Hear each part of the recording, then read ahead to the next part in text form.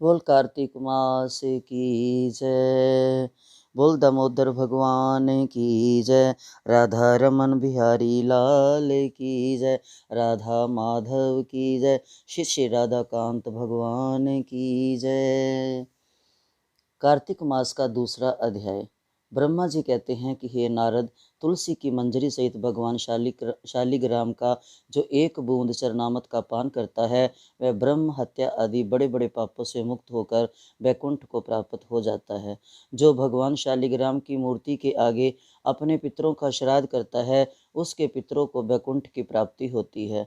जो भगवान शालिग्राम की मूर्ति का दान करता है उसको समस्त पृथ्वी के दान का फल मिलता है, परंतु शालिग्राम की मूर्ति बेचनी नहीं चाहिए। विष्णु का पूजन शंख के जल से और शिव का बिल्व पत्रों से, सूर्य का तुलसी से, गणेश जी का धतूरे के पुष्पों से तथा विष्णु का केतकी के पुष्पों से, शिव का कनेर कमल को छोड़कर किसी लाल पुष्प से पूजन नहीं करना चाहिए। जो श्री विष्णु का पूजन कमल के पुष्प, लक्ष्मी जी की माँ का मालती और चंपा के पुष्पों से करता है वह भगवान के परम पद को प्राप्त हो जाता है। और जो भगवान की अति प्रिय तुलसी से पूजा करता है उसकी महिमा कोई भी नहीं कह सकता। वह कभी माता के गर्भ में नहीं आता। तुलसी माला धारण किए मंजरी युक्त जिसकी मृत्यु हो जाए वह सीधा बिना किसी बाधा के वैकुंठ धाम को जाता है। तुलसी की छाया में पितरों का श्राद्ध करने से पितरों की अक्षय तृप्ति होती है।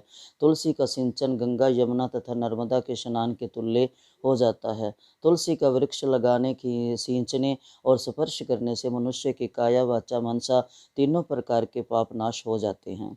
जो मनुष्य आंवले के पत्ते और फूलों से भगवान का पूजन करता है तथा आंवले के वृक्ष के नीचे बैठकर भगवान का पूजन करता है उसको सोने के फल और पुष्पों का फल प्राप्त होता है। जो मनुष्य द्वादशी को तुलसी तथा आंवले के पत्तों को तोड़ता है वह घोर नरक में जाता है।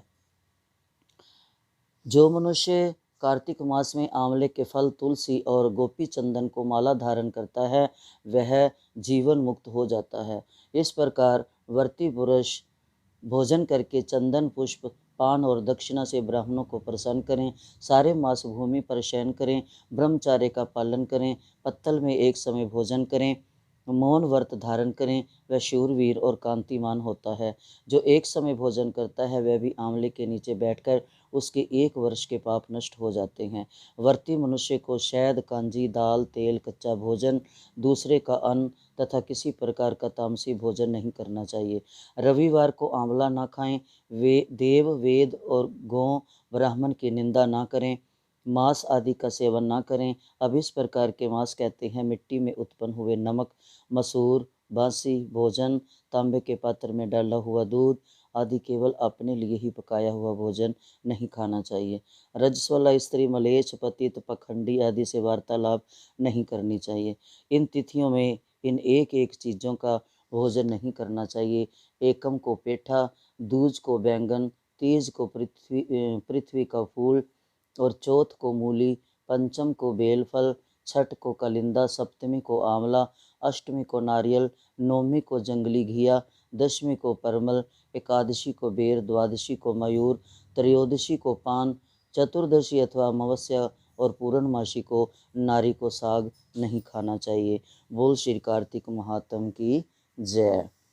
बोल श्री दामोदर भगवान की जय। बोल राधा कृष्ण भगवान की जय।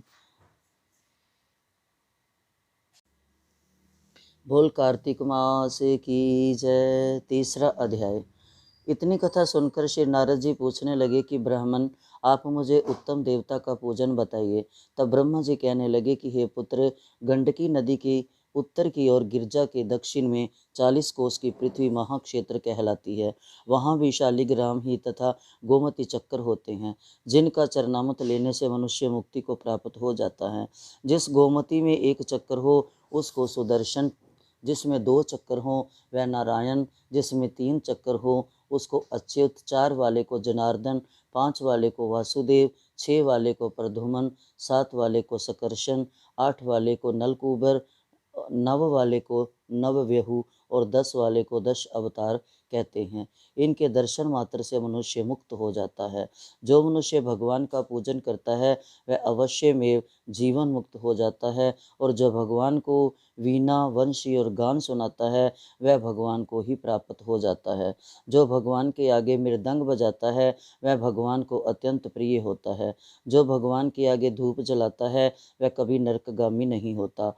पूजन जो श्रद्धा से किया गया हो वही पूर्ण होता है। इसलिए भगवान की श्रद्धा से, भाव से, प्रेम से पूजन करना चाहिए, क्योंकि श्री कृष्ण प्रेम और भाव से ही रीझते हैं।